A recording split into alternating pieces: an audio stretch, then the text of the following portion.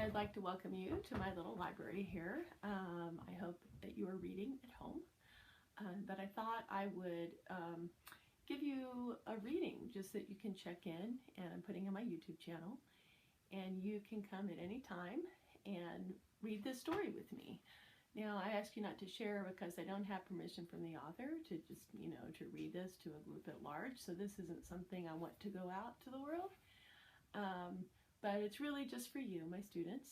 And you might notice there's a student named McKay who comes. He's a former student of mine, and maybe you'll get to meet him. He lived with me in Africa. He was at the school in Zambia, and he's now living in California, same as me. So we've remained in touch, and he's also bored during this time, and his mom thought he would enjoy watching a book being read out loud by his old teacher. So the book I'm going to read, of course, it's called A Long Walk to Water by Linda Sue Park, and this is a true story that happened, and you'll see the dates and everything on this, but yeah, it's kind of was a true story, and she was very inspired by it, so she wrote a book, and the story takes place in, here we go, I've got a picture here, in Africa. It's in, now Africa's a very big continent, and sometimes people get confused that it's a country, but it's actually not. And here's the Sudan. You can see it's very near Egypt. It's near the Sahara Desert, so it's very dry, very arid, and they have big problems with water there, which is why the title, A Long Walk to Water. I just want to show you some pictures of some African life in Sudan, what it would have looked like for these characters. So there's a typical sort of village there. Okay, you can see there's a lot of cattle. It's one of their things that they do. Here is a group of people. This is like what their house would look like. They live in these little called bomas. I don't know what they're called in the Sudan, but in Zambia they're called bomas. Of course, the ladies do most of the water carrying, so they carry with these sort of devices here.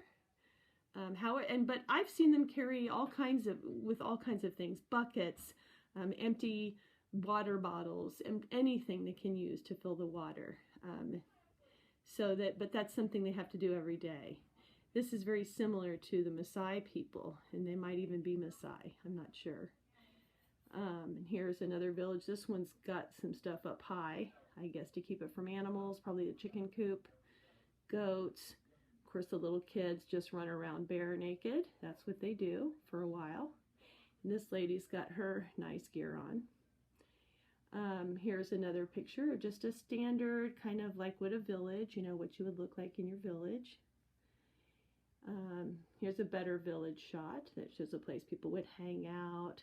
Little fence for the animals. Now this is a Dinka warrior here. This is just a guy. Their biggest thing is cattle, of course. And the wealthier you are, the more cattle you have. So you measure wealth in cattle, not in dollars, in paper money.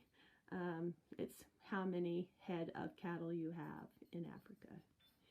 This is a Dinka person. You can tell by the way their scarring is, their scarring pattern. That's their tribe.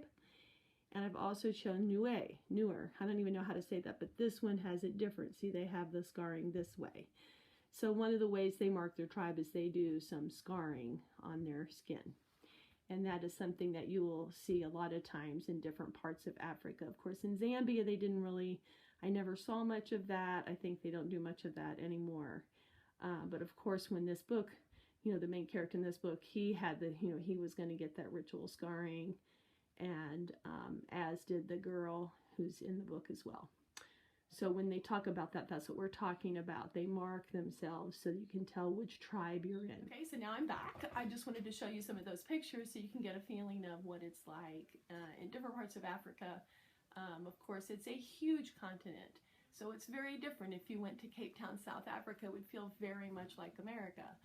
If you go to some remote village in the Sudan, you're going to see more what we just saw in the pictures.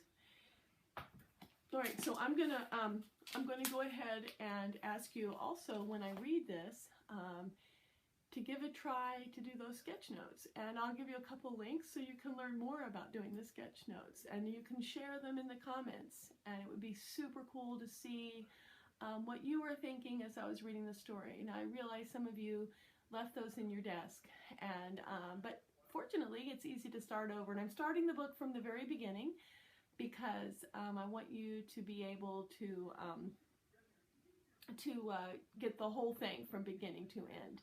So perhaps you'll skip the first 2 chapters, but I would encourage you to just do from the beginning. You have time, and just kind of redo your sketch notes, you know, what you did the first time, and just kind of keep a running list of those sketch notes, and it would be super cool to see the reactions you were having to the book as we read through it, because it's a really cool book. And so I really hope